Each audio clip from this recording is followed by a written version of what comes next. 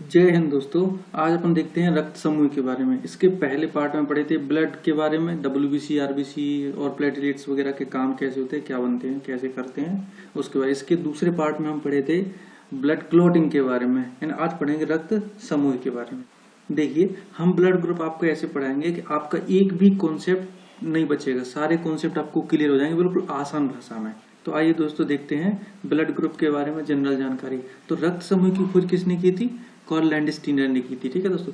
अब blood group का जो तय होता है वो कैसे होता है? जीन्स के आधार पर तय होता है। जीन्स हमें कहाँ से मिलते हैं? माता पिता से मिलते हैं। अब इस जीन्स में एक कौन सा जीन्स होता है? आइसोग्लूटिनिन जीन होता है, जिसमें मुख्यतः ग्लाइको प्रोटीन पाया जाता है। अब ये तो भी जानते हैं कि ब्लड चार ग्रुप में, ब्लड समूह चार प्रकार के होते हैं, ब्लड ग्रुप चार प्रकार के होते हैं, ए बी और ओ, ये चार प्रकार के ब्लड ग्रुप होते हैं। अब मुख्यतः छोटे छोटे एग्जाम पूछ लेते हैं कि ब्लड ग्रुप को स्टोर करने के लिए कितनी डिग्री सेल्सियस या फ़ारेनहाइट में स्टोर किया जाता है। तो 4 डिग्री सेल्सियस में और 40 डिग्री फ़ारेनहाइट में इसको ब्लड ग्रुप को स्टोर किया जाता है।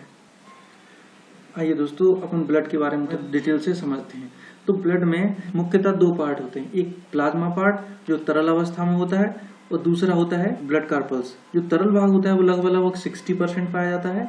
अब इसमें छोटी सी संरचना होती है, जो प्रोटीन की एक संरचना होती है, ये इस तरह की संरचना होती है। ये प्रोटीन होता है, ये ब्लड में घूमता रहता है और इसी को क्या बोलते हैं? अपने एंटीबॉडी बोलते हैं। ठीक है दोस्तों, एंटीबॉडी बोलते हैं। अब देखते हैं दूसरे भाग में जो रक्त कणिकाएं होती है, डब्ल्यूबीसी, आरबीसी, प्लेटलेट्स वगैरह। जो भी अपने डब्ल्यूबीसी और प्लेटलेट्स को नहीं लेके चलेंगे, आरबीसी से यहाँ ज्यादा महत्वपूर्ण काम है।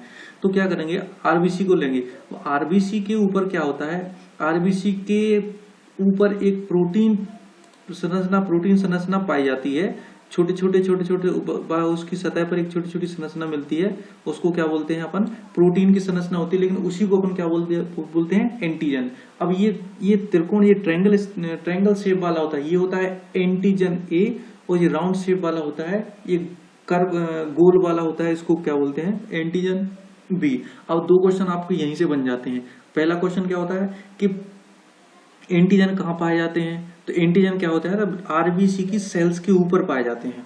और यहाँ पूछा जाता है कि एंटीबॉडी कहाँ होते हैं? तो दोस्तों क्या होता है कि डब्ल्यूबीसी में बनते हैं, बनने के बाद कहाँ तैरते रहते हैं? एक ब्लड प्लाज्मा में, जो लिक्विड पार्ट होता है उसमें ये घूमते रहते हैं। और इन्हीं आरबीसी की सेल पर पाए जाने वाले एंटीजन के आधार पर ही ब्लड ग्रुप का निर्धारण होता है। अब तो चलिए दोस्तों देखते हैं कि डॉक्टर होता है ना, वो डॉक्टर अपने ब्लड ग्रुप का कैसे पहचान करता है कि ये ब्लड ग्रुप ए है, ब्लड ग्रुप बी है या ओ है, जो भी है वो उसमें आइए अपन देखते हैं। तो डॉक्टर क्या करता है? किसी जीव का, किसी भी इंसान का ब्लड लेके वो क्या करता है? कांच की स्लाइड पर रख के वो पहले उसको पतला करता है। पतला करने के बाद क्या करता है? इलेक्ट्रॉन सूक्ष्मदर्शी है, इलेक्ट्रॉन माइक्रोस्कोप से जूम करके देखता है। अब उसमें देखता है किस टाइप की संरचना पाई जाती है। अगर इस टाइप की संरचना होती है, ये त्रिभुज, ट्रायंगल टाइप की, त्रिभुज टाइप की संरचना होती तो क्या हो जाता है? ये ब्लड ग्रुप ए माना जाता है। अगर ब्लड ग्रुप ए माना जाता है, अगर उसमें ये इस गोल टाइप की शेप दिखते हैं तो क्या हो जाता है? इसको ब्लड ग्रुप बी माना जाता है। लेकिन कभी कभी क्या होता है, किसी इंसान के सेल्स के ऊपर ये दोनों संरचना दिखने लगती है, दोनों संरचना, त्रिभुज भी और गोल संरचना भी। तो इसको क्या बोलते हैं? ए और बी दोनों। अब ये संरचना चिपकी रहती है, इनको क्या बोलते हैं? एंटीजन। ये एंटीजन ऊपर पाए जाते हैं। इन्हीं के आधार पर क्या होता है? ब्लड ग्रुप का निर्धारण होता है।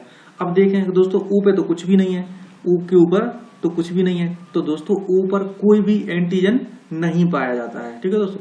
तो अब दोस्तों ब्लड ग्रुप, जिसका ब्लड ग्रुप ए होता है, ब्लड ग्रुप ए होता है, तो उसमें क्या होता है? ब्लड ग्रुप ए होता है तो उसमें एंटीजन पाया जाता है। कौन सा? ए वाला एंटीजन, जो त्रिभुज वाला। और एंटीबॉडी पाया जाता है ये राउंड शेप वाला। तो इसमें क्या होता है? ये आपस में चिपक नहीं पाते, फंस नहीं पाते हैं। ठीक है।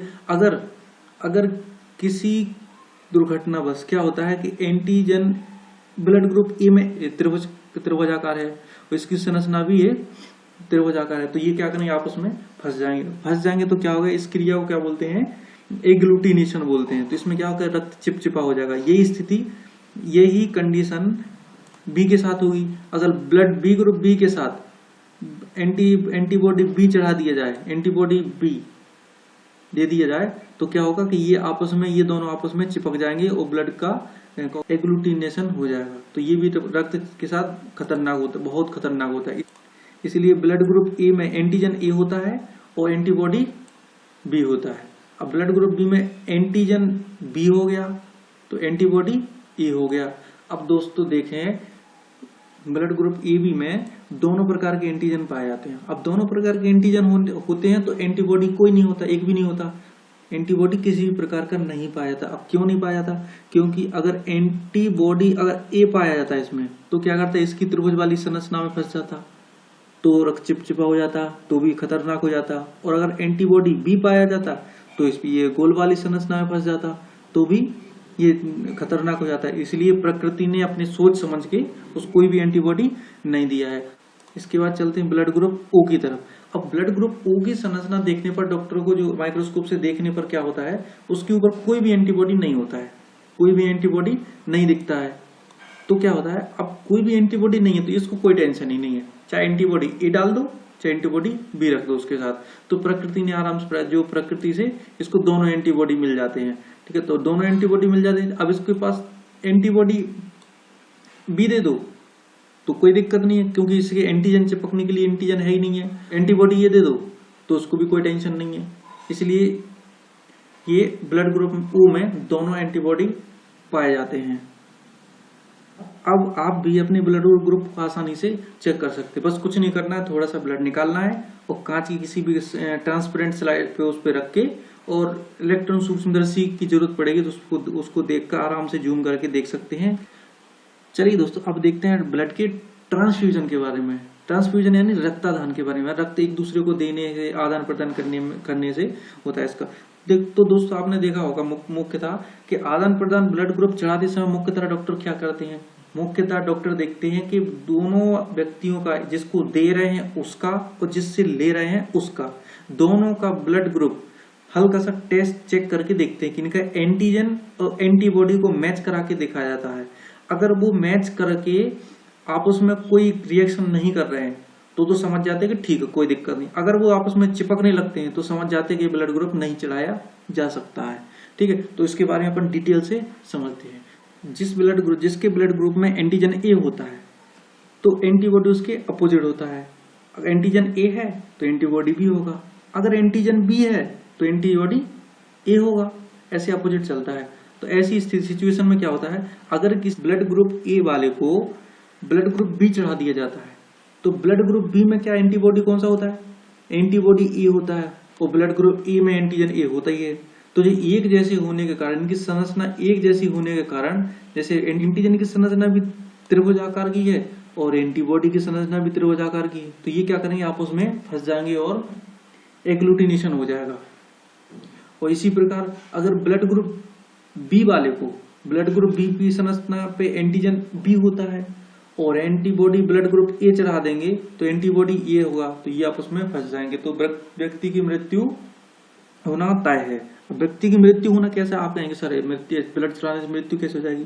तो होता क्या है कि अपनी बॉडी में पाए जाने वाले पार्ट्स क्या होते हैं, लंग्स होता है, किडनी होता है, लिवर वगैरह होता है, हार्ट होता है, और ये मुख्यतः ये काम करते हैं। अब जैसे कि ब्लड फ्लोट करके जाता है तो पहली बात तो ये जो अभिश्लेषण की क्रिया में क्या होता है, ब्लड गाढ़ा हो जाता है, चिपचिपा हो जाएगा, वो हो जाता है, तो ये फ्लोट नहीं कर पाता है। अब होता है, अब दोस्तों देखते हैं कि हम बोलते हैं एक ब्लड ग्रुप ऐसा भी होता है कि किसी में भी चढ़ा दो कोई दिक्कत नहीं होती, और एक ब्लड ग्रुप, एक इंसान का ब्लड ग्रुप ऐसा, उसको कोई भी ब्लड चढ़ा दो उसको कोई दिक्कत नहीं होती है, और एक व्यक्ति किसी को भी ब्लड दे देता तब भी कोई दिक्कत नहीं होगी। तो आप पूछेंगे, आप बोलेंगे कि सर इसमें एंटीबॉडी एंटीजन नहीं चिपकते क्या? चिपकते हैं, लेकिन इसकी सिचुएशन, इसकी कंडीशन अलग है, इसके बारे में अपन डिटेल समझते हैं। तो दोस्तों क्या होता है कि blood group A, blood group जिसका ब्लड ग्रुप ए होता है, तो ये तो समझिएगा कि एंटीजन ए होगा और उसमें एंटीबॉडी पाया जाने वाला बी होगा। तो ये क्या कर सकता है कि ये ए को भी दे सकता है और ए बी को भी दे सकता है। अब ए बी को क्यों दे सकता है और ए को, क्योंकि ए में तो एंटीजन सेम है तो कोई दिक्कत ही नहीं है, और ए बी को इसलिए दे देगा कि उसमें एंटीबॉडी एक भी नहीं पाया जाता, कोई भी नहीं पाया जाता, इसलिए उसमें जब एंटीबॉडी नहीं पाया जाता तो किससे चिपकेगा, किसी से नहीं, समझ रहे। और लेने की बात आती है तो ब्लड जो जिसका ब्लड ग्रुप ए होता है वो ए से तो ले ही लेगा क्योंकि उसका सेम ही सेम हो जाएगा, और ओ से भी ले लेगा क्योंकि इसमें कोई एंटीजन नहीं पाया जाता, इसमें दोनों एंटीबॉडी पाए जाते हैं, तो इतना कम मात्रा में रहता है तो कोई फर्क नहीं पड़ता। ऐसी बी पे चलते हैं, एंटीजन बी पाया जाता है इसमें और एंटीबॉडी ए पाया जाता है। इसमें ये बी को दे सकता है और ये भी ए और बी दोनों को, ये भी दोनों को भी दे सकता है। और लेना बी से ले सकता है और ओ से ले सकता है। अब ब्लड ग्रुप ए बी के पास चलते हैं। अब होता क्या है कि ब्लड ग्रुप ए बी के पास दोनों एंटीजन होते हैं, दोनों एंटीजन होते हैं और एंटीबॉडी नहीं होता है, यानी बॉडी नहीं होता है इसके पास, एक भी एंटीबॉडी नहीं होते, ना ए एंटीबॉडी ना बी एंटीबॉडी। तो क्या होता है, ये सिर्फ और सिर्फ ए बी को ही ब्लड दे सकता है।